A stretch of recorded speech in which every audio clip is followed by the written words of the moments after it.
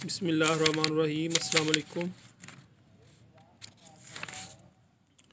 आज का important topic और बहुत ही इम्पोर्टेंट क्वेश्चन LLB 5 ईयर उसका जो पेपर 5 है, लास्ट पेपर है ये पेपर एडमिनिस्ट्रेटिव, मेरे ख्याल 5 पेपर है। उसका जो सर्विस लॉ है, दो उसके जो एडमिनिस्ट्रेटिव लॉ है ना, उसके अंदर दो टॉपिक हैं। सबसे पहले एडमिनिस्ट्रेटिव लॉ, फिर सर्विस लॉ। सर्विस लॉ के अंदर फर्स्ट क्वेश्चन है कि व्हाट आर द के अपॉइंटमेंट ऑफ सिविल सर्वेंट, के जो सिविल सर्वेंट है उसकी appointment.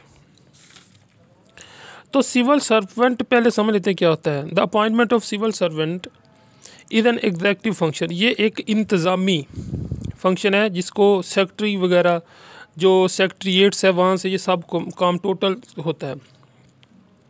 Government is empowered to lay down rules for the purpose. तो हुकूमत का ये काम होता है, इस मकसद के लिए उसने जो है वो रूल्स मुरतब कर दिए होते हैं। Appointment of civil post could be made by the two methods. इसको दो तरीक़ों से बनाया जा सकता है, with initial appointment and appointment by the promotion और ट्रांसफ़र। विज इनिशियल जो होती है अपॉइंटमेंट और जो प्रमोशन के ज़रिए, ट्रांसफ़र के ज़रिए। In the manner provided in Punjab civil servant. तो जो सिविल सर्वेंट एक्ट है 1974 उसके अंदर इसके मुताबिक बता दिया गया है कि इसके मुताबिक सिविल सर्वेंट रखे जाएंगे। रेलिवेंट प्रोविजन इसके आप ज़रूर याद कर लें। सेक्शन 3 से 9 पंजाब सिविल सर्वेंट, सेक्शन 3 से 22 जब पंजाब सिविल सर्वेंट अपॉइंटमेंट जो है उसके तहत 1974, ये दोनों 1974 के एक्ट हैं।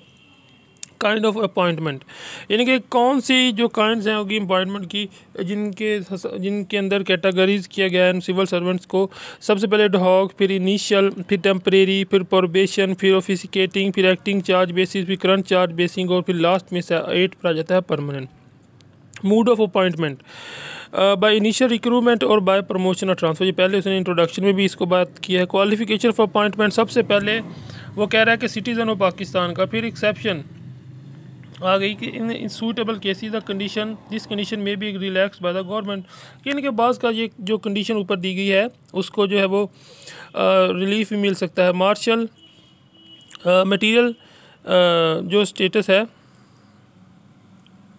मार्शल स्टेटस क्या है। जनरल रूल कि a person who has married a foreign nation shall not be appointed to a post. यानी कि जो भी जिसकी शादी बाल किसी कंट्री में हुई है वो पाकिस्तान के अंदर एज अ सिविल सर्वेंट नहीं हो सकता। डोमिसाइल हो, पाकिस्तान का डोमिसाइल हो। हेल्थ उसकी, a candidate for the appointment must be good health, और बॉडी उसकी बहुत अच्छी हो, सेहत उसकी। अपॉइंटमेंट अंडर सेक्शन 4 के तहत वो बात कर रहा है कि civil servant for the province और the civil post in concern with the affairs of the provinces shall be made in prescribed manner by government, by governor, by a person authorized by him in that behalf। Authorities competent होंगी। Appointment by initial recruitment उसके अंदर आ जाता है essential age for appointment for initial recruitment, period और probation का होगा। फिर प्रोसीजर फॉर अपॉइंटमेंट पूरा इसके अंदर होगा। अपॉइंटमेंट पोस्ट एंड ग्रेड 1 से 15 तक रूल 17 के तहत ये कहता है इनिशियल अपॉइंटमेंट जो होगी और पोस्ट इन ग्रेड 1 से 15 तक shall above the made of the basis of the examination, वो उसको जो है इम्तिहान लेकर रखा जाएगा। ठीक हो गया।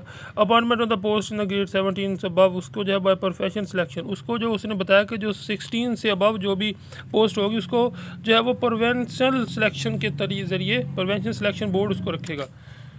Bye Punjab public services commission rule 16 के तहत पढ़ लें। क्वालिफिकेशन फॉर इनिशियल अपॉइंटमेंट, तो एजुकेशन क्वालिफिकेशन पहले इसमें चलेगी, फिर एक्सपीरियंस चलेगा, फिर इसके अंदर एज लिमिट होगी।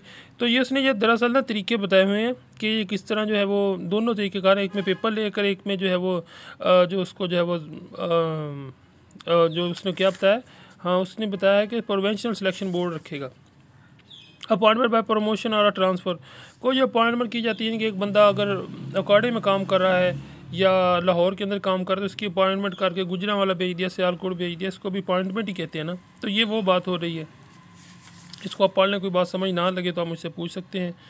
और appointment with person holds an appointment और रेगुलर बेसिस, यानी कि ये सब मसाइल बताए गए हैं कि जहाँ पर लोग रहते हों वहीं पर पोस्ट होगी, और जहाँ पर जो कितनी तनख्वाह मिलेगी, किस इदारे ने इसको अपॉइंट करना है, कौन से तरीके होंगे, किन ग्रेड्स के लोगों को किन्होंने अपॉइंट करना है, ये सब वो तरीक़ाकार बताया गया है।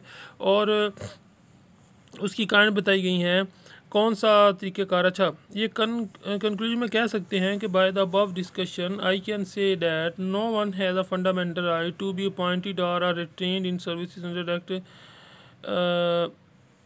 the government under the government article 77 constitution Pakistan only guarantees the equality of opportunity, यानी कि ये जो उन्होंने क्वालिटीज़ और जो बातें रिक्वायर की गई हैं अगर वो होंगी तो आप जो है वो सिविल सर्वेंट के लिए अप्लाई कर सकते हैं। किस बहुत सिंपल और आसान क्वेश्चन है, अगर समझ ना लगे तो आप कमेंट में मुझसे पूछ सकते हैं। Thanks for watching. देखते रहिए कानून बोलता है।